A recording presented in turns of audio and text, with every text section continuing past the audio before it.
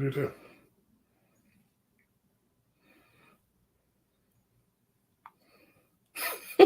I'll just stare. I'm waiting to share the episode. Oh, okay. I thought we were just going to be creepy on the internet for a little while. Says that we're live. Oh, there we are. Yay.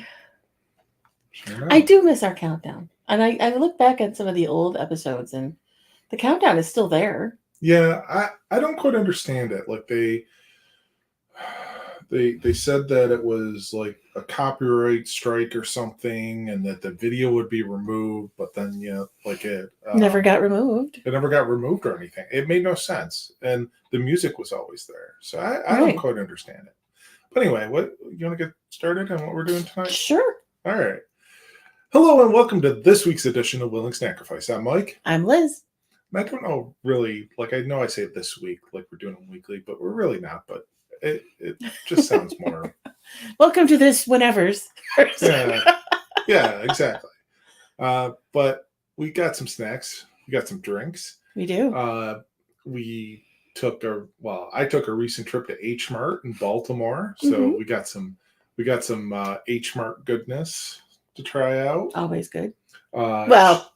Always interesting. I would say it's always good. Sean brought us back some chocolate bars to try out. Cool. That'd be exciting. And we have some drinks from a previous H Mart visit. Yep. And they're still fun. They're good for another 2 years. Awesome. Yeah.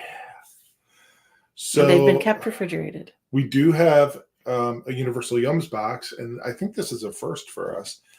We are visiting the continent of Africa, and this should be very interesting. Have we done a continent before? Like, did we do Australia? Why do I feel like we did a continent before? Because I know, like, you could say India is a country and a continent, but there's other countries in that Indian subcontinent. Did we do like South America or something like that? Or I would think I think we would have done like individual countries in South America. I think, I mean, we could go back and check, but I think this is the first time where they've just basically said entire continent, one box. Yeah, because I think like if you did like Asia, there's so many, and a lot of those countries in Asia are pretty they're snack heavy, right? Mm-hmm. I mean, you take we have a Universal Yums that just came in the mail, Korea, which will be coming up imminently in the next month or so, I would guess. Yeah, and then you've got all of Asia is Japan, and that's like East Asia, and then you talk about like other parts of Asia, and you're like Turkey. Yeah. Well, Turkey is European Union, I think. But like Russia is Asia, and all of the stands are Asia. So, I mean, there's that would span a lot. I mean, Europe would be a ridiculous thing because the cultures change so much from border to border in Europe. And in Africa, I imagine that the same thing is true, but I think maybe they have a difficult time sourcing a diverse selection of snacks from Africa because maybe flavors translate more over borders there than they do in Europe. Yeah. Correct me if I'm wrong. Or maybe they're not able to source enough snacks from one country to fill an entire box. That might be true as well. Yeah. Like I imagine there's probably some Egyptian stuff. Heck. Wait, was the one that we had with the mastic? That was an individual country, wasn't it? They're all individual countries. You mean continent? But I was thinking I was going forward from that to thinking, had we done any individual countries in Africa? And I think, did we do Egypt or something like that? Or? I don't know. It's possible. Yeah. But anyway. I don't remember. It's been a while. It has been a long while that we've been doing this adventure. This snack adventure. So let's get into our first drink before our ice melts. Yeah. Do you want strawberry or horchata? We had a horchata last time, and we were kind of debating before we started the episode proper about was this the same brand as the other one. And I'm not sure. And I think the other one was chocolate. Yeah. And then this one is just regular cinnamon. The classic horchata. So you're Right. going to do that first? Yeah. Okay. I was going to roll it a little bit just to... I don't want to like explode it. So, and here's another one. The last one we did that was the chocolate one. I do think it was a different brand because that one was dairy free. This contains milk. I thought this said rice milk. It does say rice milk, but it says contains milk. Oh, okay. So I'm going to have a small sampling of that and leave it at that. As me and dairy don't do well together.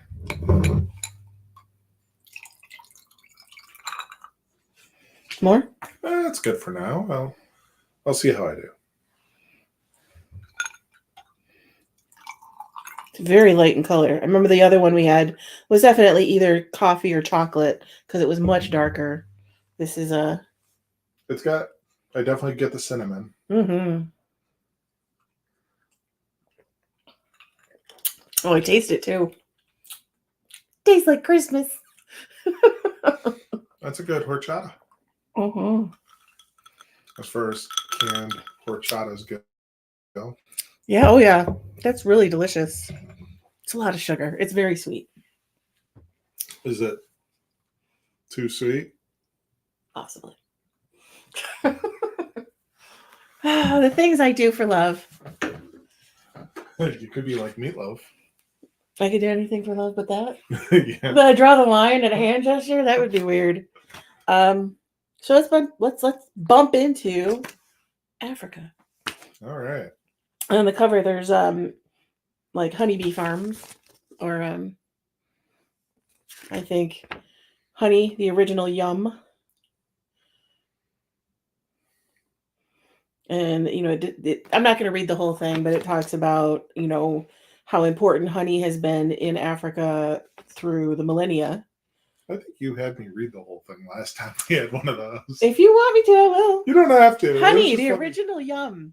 I think one of the things that the earliest humans living in Africa would have in common with you and me is a shared love of sweets. Honey was the original yum, the earliest and one of the most important sweeteners in the evolution of food. What you see illustrated on the front cover is a method of using hay and clay for beekeeping used in primitive civilizations. In the center of this page, you can see early hieroglyphics of bees done by ancient Egyptians. Bees and honey were a huge part of their society, with beehives being transported down the Nile to pollinate farmers' plants on a defined schedule in order to optimize crop yields. Honey was a super expensive commodity that would get paid in daily rations only for the people that worked directly for the pharaoh, a true treat to be consumed or bartered. This box is all about Africa's best sweets and snacks, starting right here with the early days of honey and continuing on a multi-stop expedition throughout the African continent. While we normally visit a country at a time, the team here at Universal Yums has spent the last 4 years standing up a network of suppliers in Africa that meet our compliance protocols. In this box, you'll try products from South Africa, Kenya, Ghana, Tunisia, and Egypt. While it's certainly not all of Africa, it's a really good start to what we know will be future African adventures. Have a sweet time. There's the images referenced. So it sounds like having connections in countries to be able to source the quantity of snacks that they would need to get their timely, and meet the standards that Universal Yums has for their boxes. So I think that's why they've gone continent instead of individual countries. That makes sense. And I'm going to hit you with a trivia question. Okay. Instead of bread, Kenyans eat their meals with A, cookies, B, cornmeal dough, C, plantains, D, a flatbread made from yams. I'm going to go with the flatbread made from yams. The answer is B, cornmeal dough. Cornmeal. That was my second choice. Ugali is a type of dough made by boiling water or milk with cornmeal until it reaches a stiff dough-like consistency. Then it's served with stews, curries, and other dishes. And while Kenya is the first country credited with this type of dish, similar versions can be found all over the African continent under different names like segtulga and mielepap. And So- we are starting with here. Yeah, because they've started doing this where they have like the first snack is actually on like this little descriptor page. So we get a little bit of a big write-up for the first snack. And it's apropos because we just did India. Yeah. And it's the title is From India to Kenya. During the late 19th century, thousands of Indians made the journey to Kenya to seek in search of work, trade, and other opportunities. Of course, they brought their culture, beliefs, and recipes with them. That's why even today the vestiges of Indian culture can be felt across the country. The origin of Kenyan ciabatta.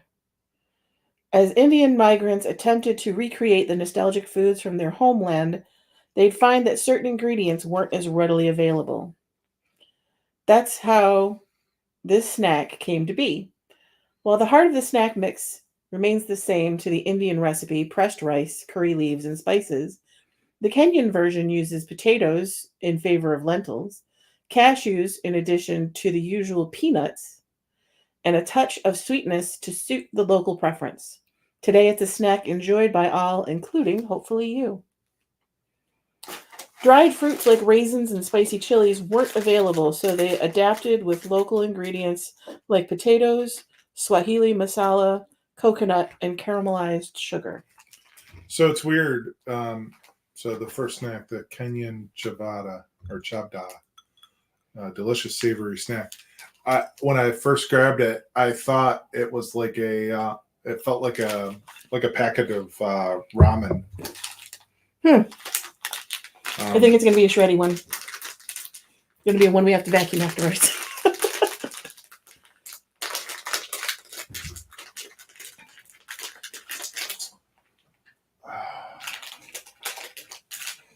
I don't know why I have this. Let me get Oh, there we go. Is it shreddy? Oh, okay. That's What? interesting. What? It's potato chips. It's like a Mix. snack. It's like a snack mix, like a Kenyan version of like Chex Mix. I kind of want to get some of the other Things. bits. Yeah, I saw like a green leaf. Yeah, I think there's like nuts. You see nuts, cashews, peanuts. So we got a potato chip. We'll try that. Weirdly sweet and spicy. We've got leaves, which I think they said were curry leaves. Just seeing if I can find my utility now. Peanuts. Oh, that was a cashew. Shredded bits. It's good. I mean, It is. It's spicy and sweet and salty. Nutty. It's weird. I like it. It's weird though. It's weird that it just like threw like all this stuff into this. And the leaves are weird. Looks like somebody went out in the front yard and you have a leaf on your lip, actually. It's still there. I think it was stuck in my goatee. Oh, and there's like crispy things, like almost like rice. Huh. The little round, tiny little things that look like Rice Krispies are the spiciest things. I don't know what they are. That was a shocker.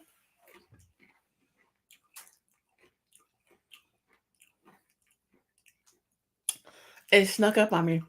It does have like some lingering, like back of the throat kind of heat to it.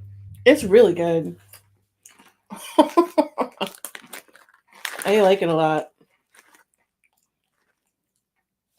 It's simple, but it works. Yeah. It's like flavor like all a- the things. It's like a Kenyan Chex Mix. Mm-hmm. I'd give that a 4. I'm with you on that. I want the peanut. That's a solid 4. Yeah. Yum. Oh, that peanut was good. Like a curry, spicy, sweet peanut. We might be fighting each other over the rest of that, right? Oh, that was spicy though. It's like it comes back. Okay. Next up. That's the only thing I hate is like they hit you. The very first thing out of the box is something spicy. And your taste buds are a little bit Blown up. a little bit in shock. So I'm trying to like use the horchata here to The horchata helps. weird thing to cleanse your palate with, but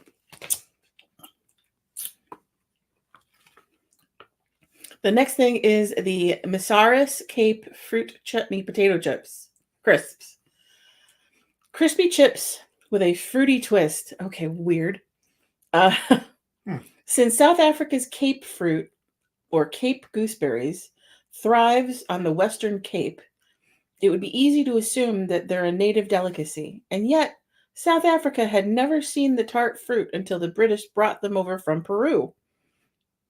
From there, they made their way to Australia and New Zealand and became more associated with South Africa than their native Peru, hence Cape fruit. With the number of chutneys and other South African dishes this fruit appears in, like these crispy, almost fruity flavored chips, it's fair to say that the fruit has earned full South African citizenship. I'm a little worried. So these are Fruity flavored potato chips. from South Africa. Yes. The traditional Masary's quality since 1948. Cape fruit chutney flavor potato crisps.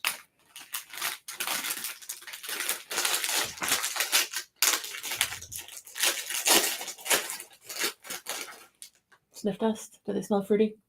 Not bad. Oh, it smells sour. I don't know how. Oh, hopefully these are good.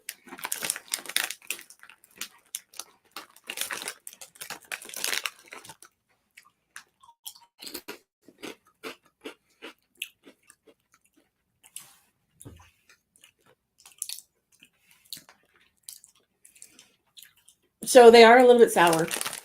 Like I got a hint of sour and salty Very lightly seasoned. and slightly fruity. They're not terrible. Like, I mean, they're like orange in color. Okay, that one had like maybe it was a little bit more, little more umph. But it's like a sour fruit. It's not like sweet fruit. It's not like Fruity Pebbles. It's almost like a sweet barbecue. Yeah, I would concur with without that. like the heat of a barbecue, without like the spicy parts of barbecue, but like the tangy sweet part of barbecue. I wouldn't reject them, but Yeah, I wouldn't seek them out. If they were to bowl in front of you at a party, you would have some. But I wouldn't buy them. I would be going with the Kenyan snack mix. First. Yeah, I don't really like gooseberries on my on your my potato chips. chips. I give those a 2. A 2. Wow, I'm surprised you're that low. I was gonna go with a 3.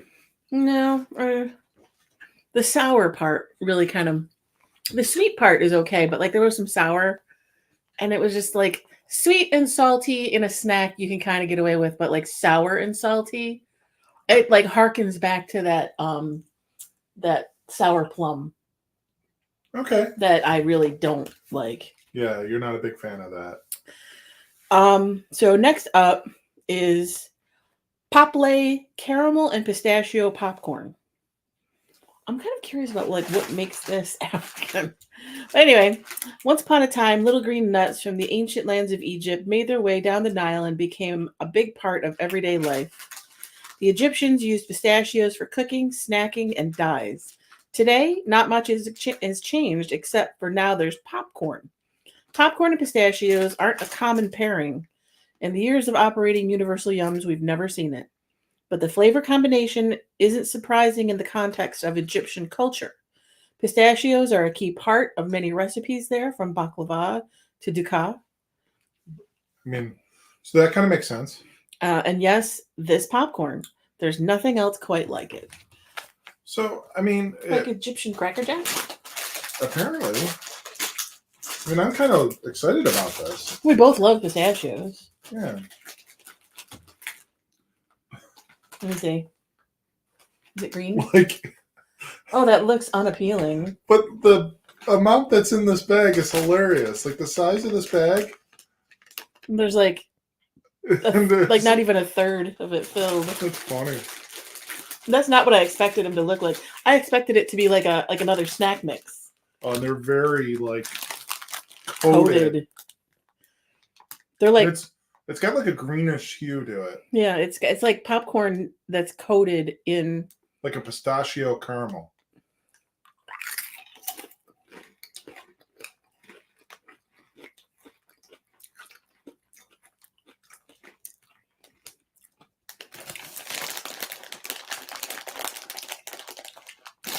Tastes burnt.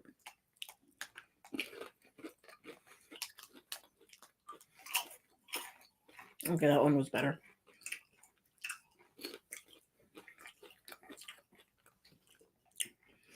The first one I had was burnt.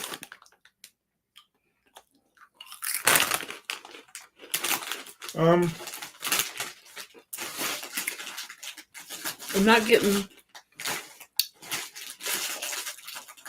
not getting a kick of pistachio.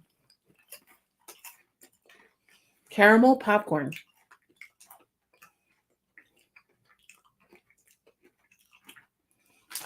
Yeah. I'm not getting any pistachio.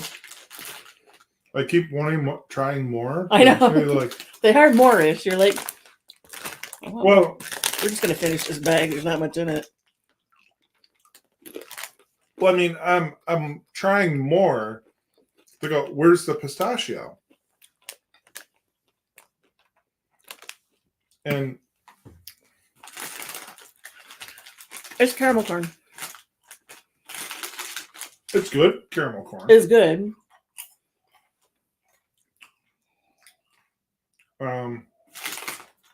But they... Oh, no, it's stuck in my teeth.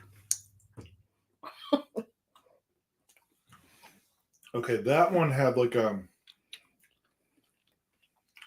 there's something on the finish though. Yeah, I mean, it's still got that crunch and munch consistency. But there's something on the finish that's more lighter, not sweeter, that I'm getting. But it's not like pistachio. It's caramel corn with something. It's got like a little bit of like a different flavor to it. Yeah. But it's very, very well like caramel corn. And again, not bad. If it was out, I'd definitely eat it. I would eat it more than I would eat the fruity chips. Yeah. I'm going to go, by that token, I'm going to go with a 3.5. I'll give that one 3.25. I'm going to give that one a 3. And now I'm going to ask you a question. Okay. Which of the following is not commonly eaten in Tunisia? A. Baguettes. B. Couscous. C. Injera bread. D. Spaghetti. Spaghetti. The answer is injera bread, which I'm not sure what it is. I didn't know what that was either, so that's why I didn't pick it. Because of a long period of French occupation, French foods like baguettes are commonplace in Tunisia. As far as pasta and couscous, that came from a blip in history in the late 19th century when thousands of Italians immigrated to Tunisia in search of work and opportunities. While the population greatly declined after the French occupation, Tunisia had already acquired a taste for Italian cuisine. Injera bread is mainly eaten in Ethiopia, so it would be an unlikely find on a Tunisian table. Mm. I don't know what it is. This next one I can't have, so it's Oh, all you. It is Moulin d'Or Savour, orange cake. It is an orange pound cake. Behold Tunisia's delectably fragrant Gâteau l'Orange. behold. Behold. During 75 years of French rule, an unusual blending of cultures occurred, making French baked goods prevalent in the country today. Situated on the Mediterranean coast, Tunisia is home to several varieties of oranges, giving rise to this delicious French-Tunisian fusion cake. All right. So And we do have a few things from this bakery, or this Moulin d'Or. Hmm. 1, 2, 3 things from them. But this one I can't eat. I would like to sniff it. Does it smell orangey? it does. Well, light. It does have a wrapper. Enjoy your orange pound cake. I love my baby's pound cake.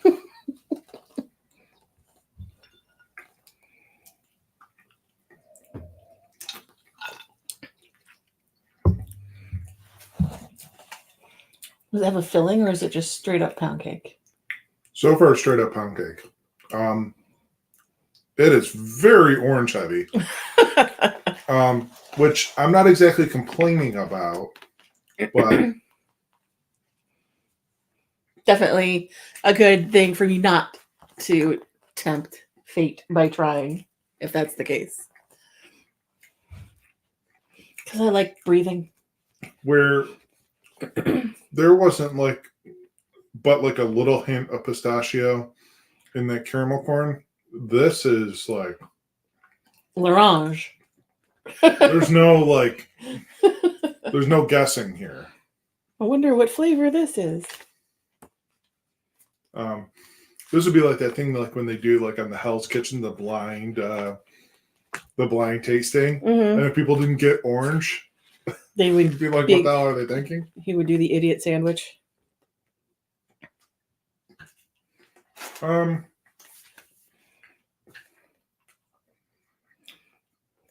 I think if it had a cream in there, it'd be reminiscent of those like Hostess cakes. The orange ones, Yeah. like the orange cupcakes. Yeah. Exactly. Yeah. So it's a pound cake, but it's more of almost like a familiar snack cake. It's not like it didn't have the density of a pound cake. It was still pretty dense, but like not. It was fairly light. I mean, you just saw I ate the whole thing. He ate the whole thing. It was good. I would go a 3 on that, and obviously you get an A for not applicable. Nope. Not applicable. No. Which of the following is an Egyptian invention? A. Eye makeup. B. Breath mints. C. Bowling. D. Toothpaste. Toothpaste. Trick question. Answer is all of the above. I hate when they do that. Minerals were ground to make the world's first eye makeup, which was worn by both men and women, and it was used to keep bugs away out of people's eyes. Tree resin, honey, and cinnamon were used to make the first breath mints. So that mastic. Right. Yum, yum, yum. Porcelain balls and alabaster vases were used in the first version of bowling. Sounds destructive. And it's like you didn't reset the pins when you were done there because they're gone. they're like you destroyed them all. You win. And mint, iris flower, and pepper made the first toothpaste. Interesting. Look at the Egyptians go. Our next snack is Nuvita mango cream cookies. Sandwich cookies with a mango cream center. Mango pudding, mango chutney, mango smoothies. With so many mango dishes made across Kenya, It's hard to believe that nobody had seen one of these before the 14th century. However, when Portuguese traders introduced the fruit from India, there was no turning back. The sweet, sticky mango quickly became one of the country's most widely consumed fruits. Initially, simple treats like mango rice were popular. Today, it's evolved to these sweet and slightly tart sandwich cookies filled with mango cream. I would rather have the mango pudding on a mango rice. Not that I'm like disparaging these cookies already, but oh wow. They definitely smell fruity. They look almost like an Oreo in a way.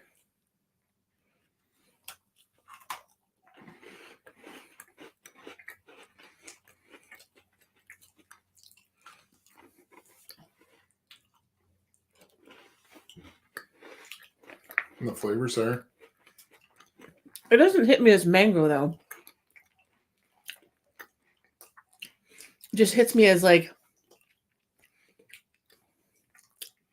generic tutti frutti, like banana strawberry almost. I hear you.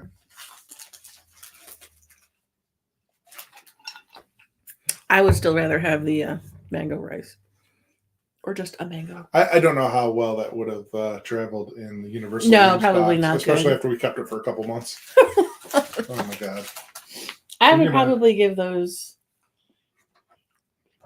I would give those a 2.5. I'm right with you. They're just so-so to me.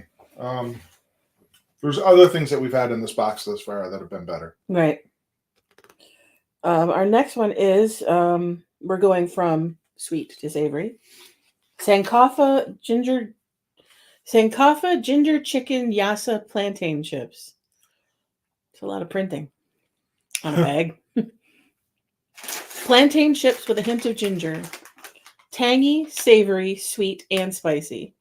This dish draws inspiration from a beloved local favorite throughout West Africa, particularly in Ghana. Chicken yassa. A traditional dish made with a generous amount of onions and marinated in mustard. Traditional dish made with a generous amount of onions and marinated in mustard, garlic, and ginger. There's words missing. Is often paired with plantains. These chicken yassa flavored plantain chips capture the essence of the dish, making them a delicious and satisfying snack that feels like a whole meal in one.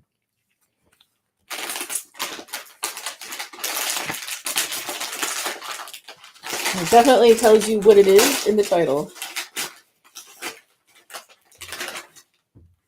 I love plantain chips, so I have hopes.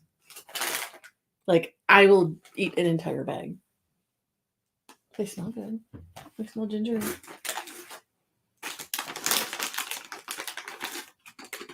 I got a fortune or something.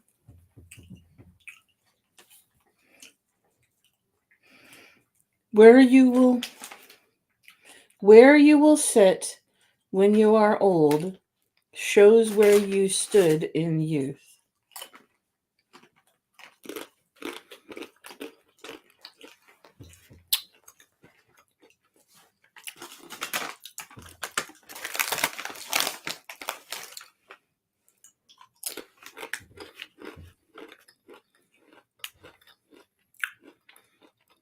These are delicious.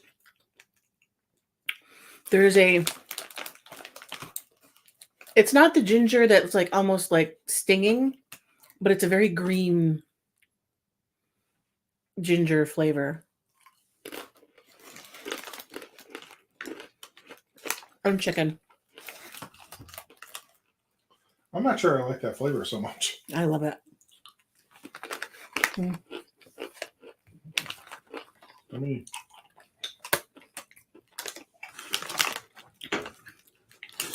I will happily. Yeah, let me have one more.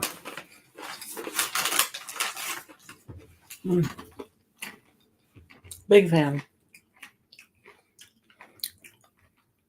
They're just so much more satisfying than potato chips. I don't know why. I mean, because they're thicker, have a different kind of crunch. And the flavor is like spicy yet not, gingery yet not, chickeny but not. It's like all of those things are so melded that you don't pull one or the other out. I like them. I'd probably give them a 4.25.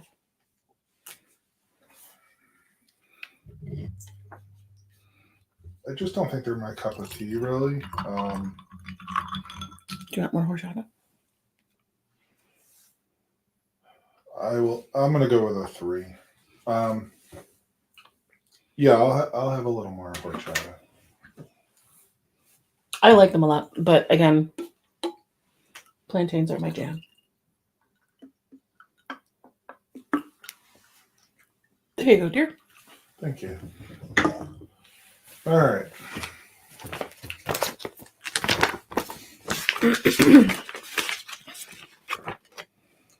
More than blank languages are spoken in Kenya. A, 60. B, 1,000. C, 300. D, 100. 60. You are correct. 68 to be precise. While the official languages of Kenya are Swahili and English, many other languages are spoken as well. Many regions have their own regional language or dialect, so locals will speak their mother tongue at home and switch to an official language elsewhere, which we have seen in, I think, in Aruba was one of the places that was significantly like that. Our next snack is called Tropical Heat Waves Potato Crisps Tomato Flavor. Tomato flavored chips. The potato chip looks a bit different in every country, and you can see that even with the content within the context of this box. We've got a crispy chip from South Africa, and then there's this more crunchy chip from Kenya. The tomato flavor is popular in the country, originally stemming from popular dishes such as kachumbari, which is tomato onion salad, to sukuma wiki, simmered greens with tomatoes. Which chip do you prefer? So yeah, another South African snack. I'm always ambivalent about tomato snacks because they always taste like tomato paste or cheap ketchup.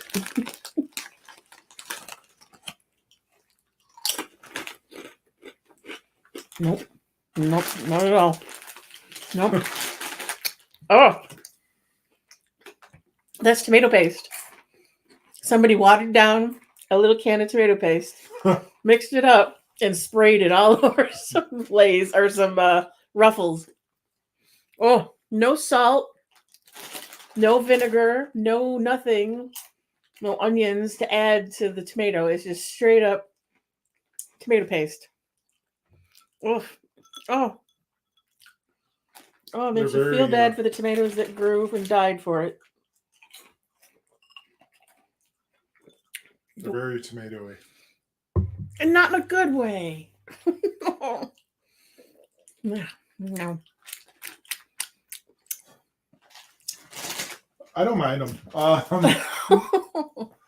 That's weird. I have opinions. I what?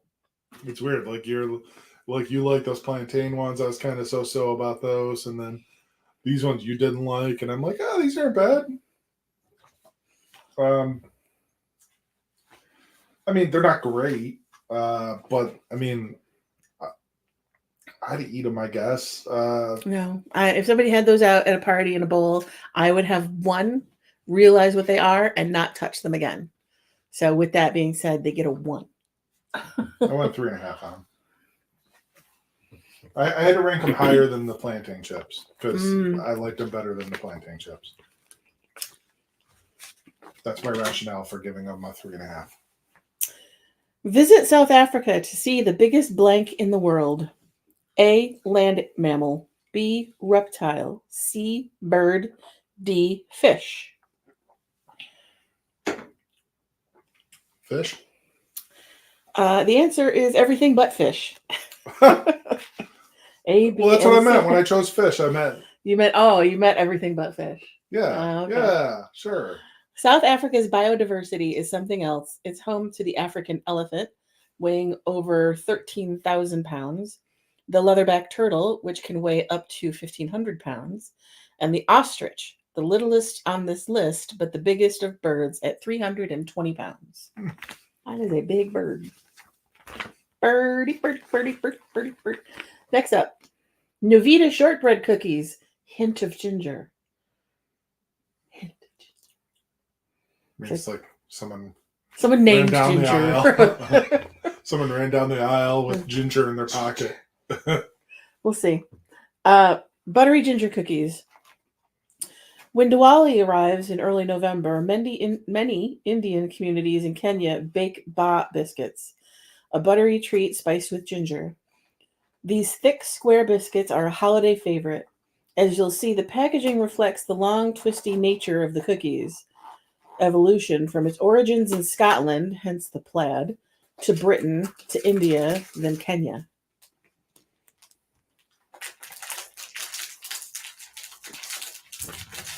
Now, I like shortbread. I do too. And I like ginger. I typically like ginger as well. So I'm hoping. I have hopes. Don't dash my hopes. You would think I would be partial to Mary Ann, but No. or possibly Gilligan. Mrs. Howell. So, We're of that age, right? yeah. Thank you. So, like I said, square. Square, shortbread. Definitely shortbread in appearance. Oh, it smells delicious. It smells buttery.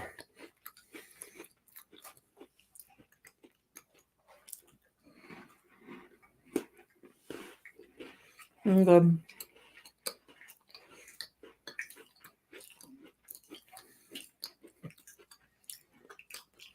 They're a little sweeter than some of the gingerbread that I prefer. But I think that's the ginger.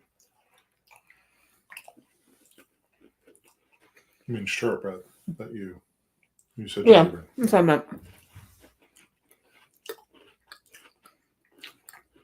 I'm not getting a ton of ginger flavor on those, No. but they're buttery. They're delicious. I like a good shortbread cookie. These fit the bill. Mm-hmm. These are tasty. I'm going to have a second one. With the horchata. Mm-hmm.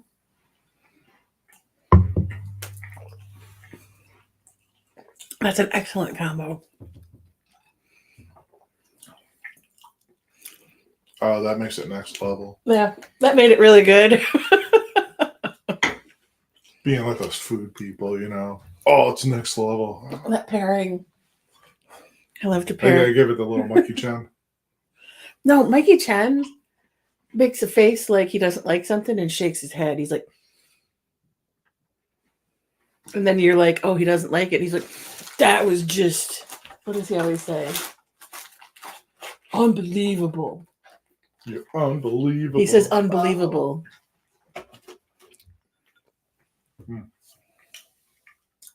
And amazing. Those were unbelievable. Those were good. I would give those, I'd probably give those a 4.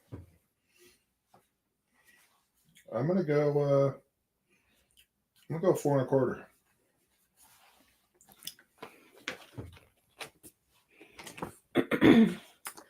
Now we're going back to the folks who made the orange cake. Okay. And this is a Melindor tartlet. Okay. Almond tart topped with almonds. Thanks to their warm Mediterranean climate, Tunisia is able to produce almost 160,000 tons of almonds every year. And judging by the local cuisine, it's clear they're not growing that many just for the fun of it. These nuts are a local fave that appear in macroud louz, an almond pastry with orange blossom, zlebia, which is a funnel cake topped with almonds. Oh, that sounds Good. And Gribria, G-H-R, Gribia, buttery shortbread made with almond flour. This almond tartlet brings the almond craze to a head with a crumbly almond cake filling topped with even more almond pieces.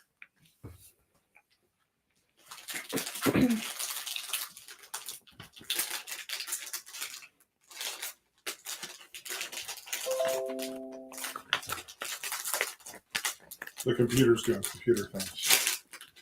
It's like, we're bored. We're going to go do computer things.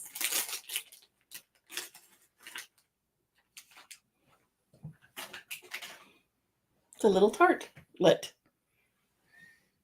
Just bite.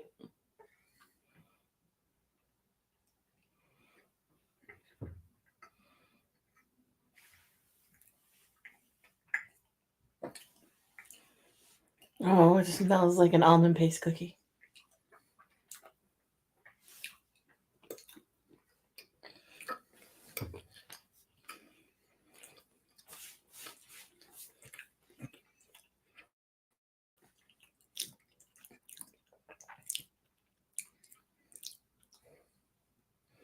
I'll take it you like that.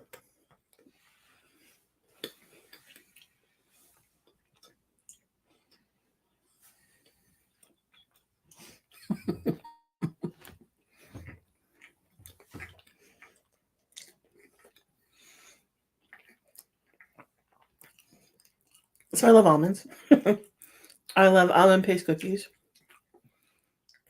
I like amaretto. I like amaretto flavored coffee.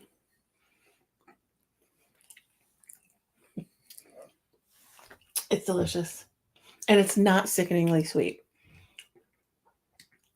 You can still get like the nuttiness out of it. Mm-hmm. Are you going to eat it all?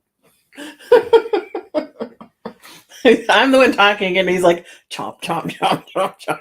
I took my last bite. The rest is yours. That's a well done dessert, like snack cake. Mm-hmm. It doesn't taste preserved or fake. Nope. That's good. That's fantastic, actually. And it's not like the crust isn't like clammy or weird. It's just it's really good.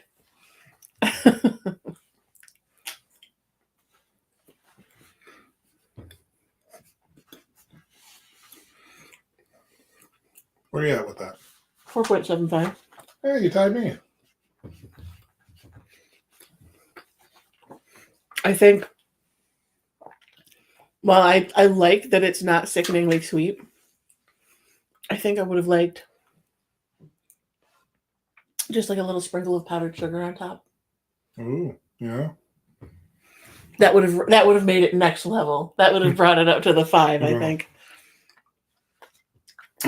Oh, that was fantastic. Amazing.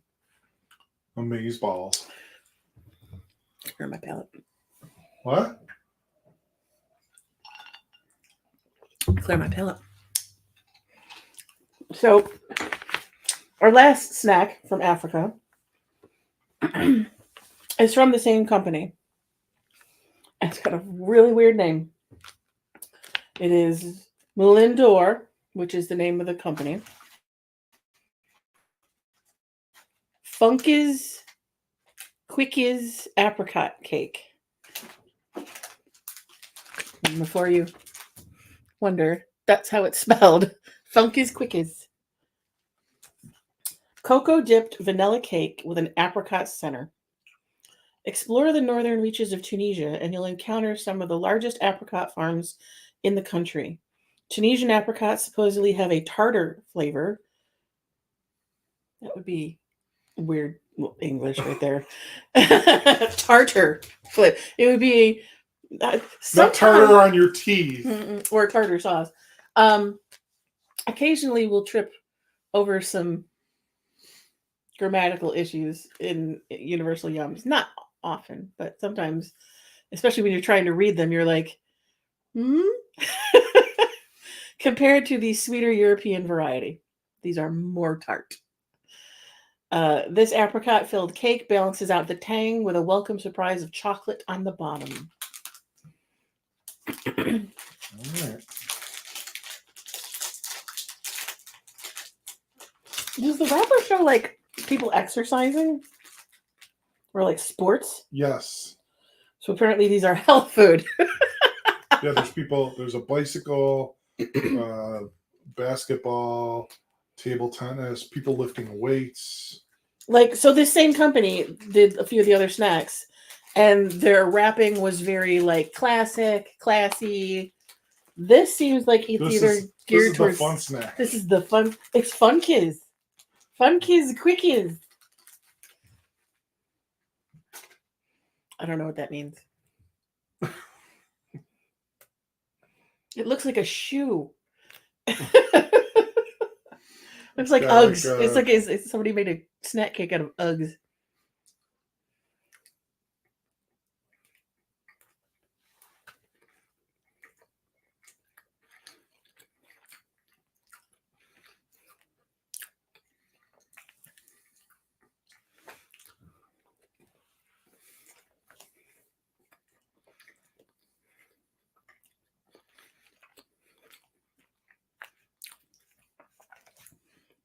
That was a chocolate dip Twinkie. Yeah. But instead of cream in the middle, it had jam, but the jam didn't give it any flavor. Yeah. You're right. That's exactly what I was thinking. Now, was it good? Yeah. It was better than a Twinkie. But that's the closest thing I could liken it to. Yeah. 3.75 for me. I'd give it a 3. I thought you were going to be higher. No, good, but I'd probably pass over it. And that was our last one. Yeah. All right. So, ranking wise, I'm going to do top 3 because I feel like something needs to be highlighted, even though it didn't make our top 2 like we normally do. Mm-hmm. And it was the first snack from Kenya. What was it? The Kenyan chevda. The chevda, that was it. That was just a really good snack mix. Premium Kenyan chevda. Yeah. Makes it sound like tobacco. It is tropical heat, so I'm thinking that maybe they have other varieties that aren't spicy or have different flavors. We both gave that a ranking of a 4 because it's really enjoyable. Your next, actually, you know, I'm gonna do 4 for you. Your next one up was the shortbread cookies, mm-hmm. And then your next up beyond that was the ginger chicken wasa chips, the plantain chips. And then finally, the almond paste tart was number 1. It had to be. Yeah. For me, beyond the chebda was the shortbread cookies and then the almond tart. Can that be the name of the episode? What's that? Beyond the chebda. Beyond the chebda. That'll be our new show. Beyond the chebda. Overall, a good box. I enjoyed it. I thought there was a lot of fun flavors, mm-hmm. a lot of fun things to try out. Different. A few different things. Yeah. Your least favorite was the tomato chips. And then my least favorite was the where they what was it? Oh, the mango cookies. The mango cream cookies. But a fun box nonetheless. I enjoyed many of the snacks in that. They're pretty good. And you clearly really enjoyed those plantain chips. But careful with the chebda. We do have a few more things to try. We also have another beverage. We do. But that was a good Yums box, and I look forward to What do we got next? We got either the UK or Korea. Those both are interesting. Mm-hmm. So this is strawberry milk. Okay.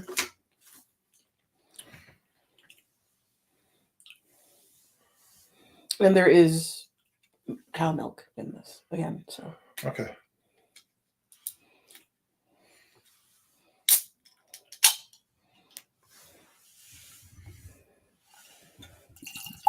that is very pink. Looks like strawberry. It looks quick. like, it smells like strawberry quick, but it's got actually strawberries in it. Oh, It says 1% juice. this would be a no Sean drink. That good? It doesn't smell like strawberry quick. Yes, it does. Not to me.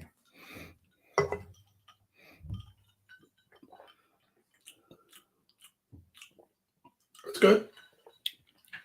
Yeah, that's nice. Mm-hmm. To me, strawberry quick is a little more artificial Yeah. than that. It's weird. And I don't know if, I mean, because a lot of the drinks that we've chosen, Almost milk based. yeah, like a lot of them, and they're the ones that we've had before too. They're from diverse areas of East Asia, Taiwan, Korea, Malaysia, I think so. Yeah. Japan. So many of them are either rice milk or cow milk based, and I don't get the impression that we do that a lot here. Like when we go into a store and we're like, "Oh, get me a drink." You're never like, if I said that to you, "Oh, you're stopping to pick up a prescription or something. Get me a drink. I need something refreshing." Yeah. You wouldn't bring home strawberry milk or chocolate milk. You'd be like, "What the hell?" I'm like, that's not refreshing. I mean, it is, but it's not. Yeah. And I'm a milk drinker, so I'm thinking like even things that were like kind of milk adjacent in a way, like Yoo-hoo. If I brought you home like a bottle of Yoo-hoo, I'd be like, well, I mean, I'll drink it fine, but why? It's not really what I was going for. But also think about our consumption of coffee beverages. Yeah. Where a lot of the coffee beverages that people drink now are more milkshake than coffee. Right. Yeah. So maybe you even I think ran into that recently where you had the Dunka latte or whatever. Yeah, I didn't know what it was. I wanted an iced coffee. There wasn't an iced coffee on the menu. I hate sitting there. I get order anxiety at a drive-through. So I was just like, I'll just get a large Dunka latte. I have no idea what it is. I'm old. I don't follow these trends. But apparently it's coffee milk and espresso. Mm. It was so sweet. It was like, wow, like teeth achingly sweet. I had to let the ice melt enough for it to be palatable. All right. Okay, so we have 4 snacks left to try. And there's one here that I'm looking at that I'm wondering if we should just rip the Band-Aid off and try them. Okay. Because I think they might be too much to have like in between other snacks. Okay. Or we can have them at the end. And it's these Kit Kats. Do you see the flavor? Let's do them. Let's rip the Band-Aid off. Okay. You see why I'm saying that, yeah. Right? Yeah. Yeah. They're Kit Kats. They're pink lemonade flavored. Sean was kind enough to bring these home for us from the Hershey's Chocolate World down in Hershey, Pennsylvania. And we have had a lot of Kit Kats. We've had a lot of like in Tokyo, was it Tokyo Treat? Yeah. Yeah, they Tokyo Treat or Munch Pack, one of the two, used to have a Kit Kat every single month. Yeah. Tokyo Treat did. And it was like we had champagne or Prosecco flavored ones. We had apple spice flavored ones. I remember like so many different ones, and matcha ones, which stick in my memory because they were gross. Matcha. I don't think we ever had pink lemonade ones. Yeah, and these are going to be like the white chocolate based Kit Kats. They all have been in that variety. Just break that in half and we'll... Oh, you're going to make me eat a whole one. Mm-hmm. Okay. Smells like strawberry.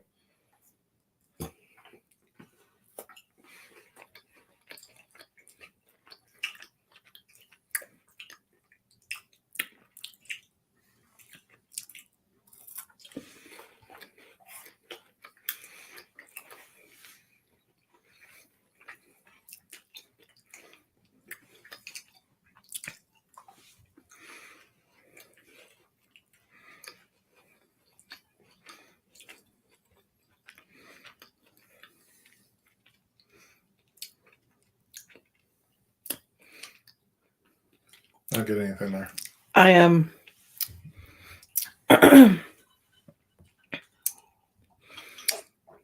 They're sweet, like so sweet. But that's the nature of white chocolate. At first, nothing, and then a hint of that lemon. Like a lemon tang, right? Like Right. a little bit of a tang. But it's that lemon that they try to put in candies or pastries that ends up tasting like furniture polish smell. So it's not like a whole lot there. Mm-mm. If we were ranking those, I'd probably put them at like a 1.5. Yeah, that's unfortunate. They're not great. So do you want to do the other ones? Or are they redeeming? Or are they actually chocolate? Maybe. What flavor are they?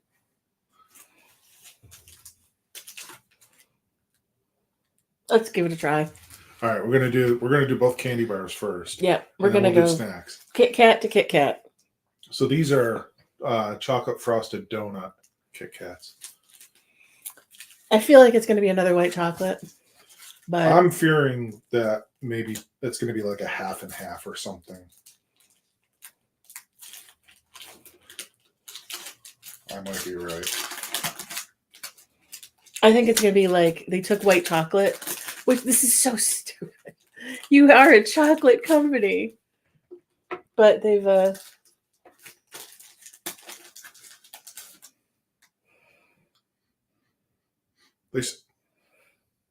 They smell like a chocolate frosted donut.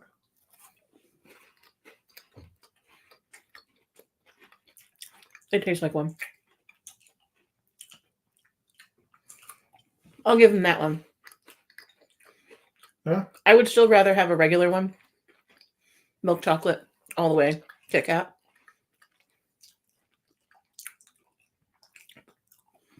But that one, you definitely smell and taste the flavor they were going for. Yeah. Yeah. Those are better. Those. Yeah. 3.5. Yeah. 3.5 out of 5, I would say. I give it a 3. But you're the Kit Kat connoisseur.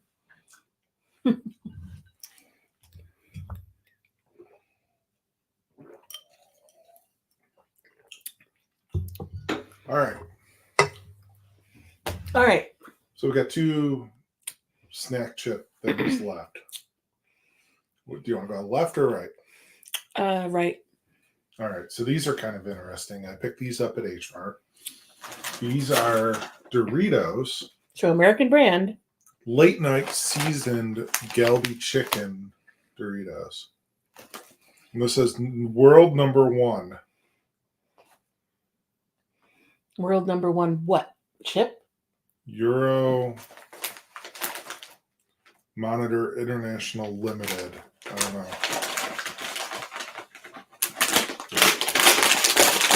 So we'll see.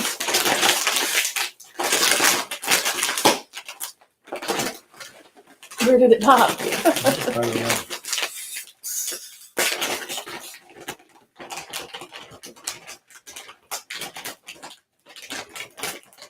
This bag was sealed. Do they smell chickeny?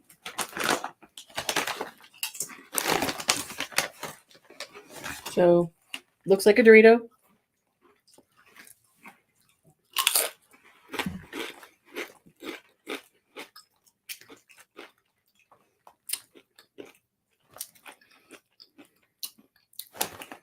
That's neat.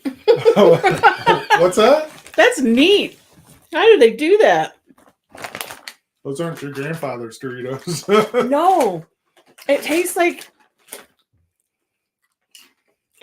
chicken you just pulled off a charcoal grill.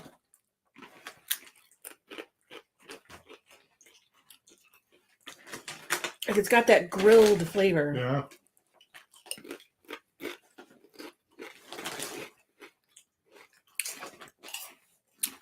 It tastes like grilled meat. I wouldn't say chicken. I get more grill than anything else, and some sweetness and some salty and a little bit of like black pepper spice, but not like heat spice. Those are good. I think the grill flavor might be a bit much after a few. You know what they remind me of? You know, like when we would go up to Canada and we get those roast chicken potato chips? Mm-hmm.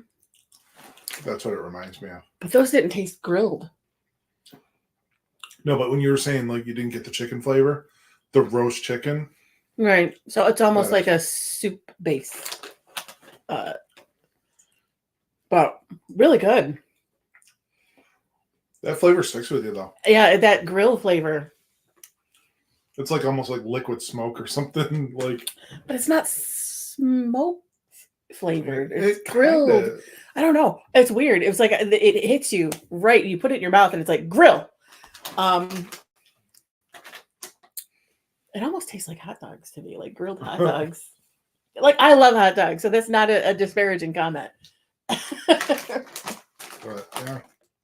It tastes like a char grilled red hot. If you're from the local places here. From the Rock. From the Rock. All right, one more snack. One more for snack. tonight. Those were fun.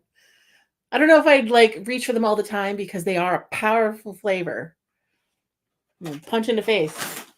These might be a punch in the face. These are Tteokbokki tteokbokki snack, spicy Korean rice cake flavor. And it's a spice up your everyday. K-Town, the tastiest in town. There's all sorts of things printed on this. I'm reading them out of order, I think. But it doesn't matter. Now, we've had tteokbokki. Not spelled like that. Spelled differently. And sometimes it's good, and sometimes the sauce is too sweet. There's a lot of like sugar or honey or stuff that gets put in things that is weird to my palate.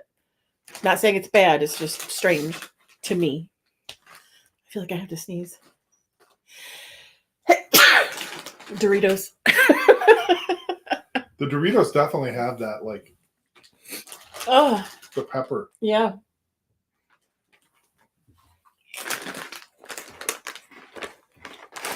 And we've had something like this before, I think.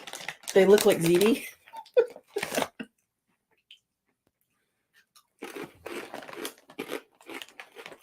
Oh, God.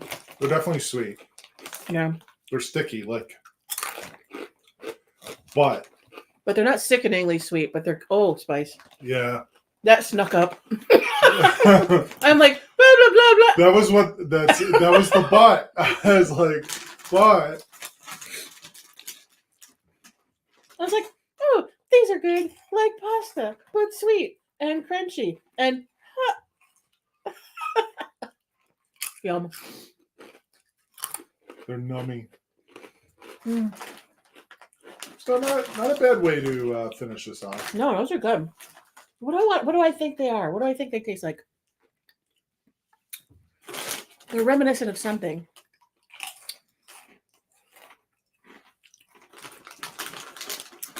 Something my brain wants to say like something we would get at like a baseball or they're almost weirdly take away the spicy part. They're like dry cereal. A little bit, yeah.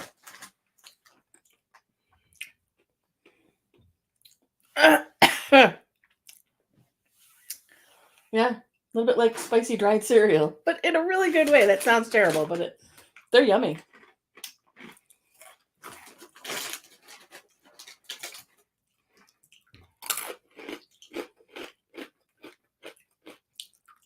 Mm-hmm.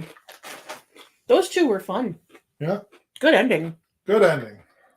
And the Kit Kat even. The not the pink lemonade one so much, but the donut one. But the Dorito and the Duckboki blew those two out of the water. Good bonus snacks. Good bonus snacks. All right. Well, we're going to get out of here for tonight. We will take a picture of the Duckboki so can make sure to buy more because I'm probably, or we're probably, that's another one we're probably going to be like, oh, did you take it to work? Well, we just had a new Asian supermarket open up in the area too, so we might check that out and see what kind of snacks they have to offer. And there might be some repeats, but there's some tried and true things that we know that we like.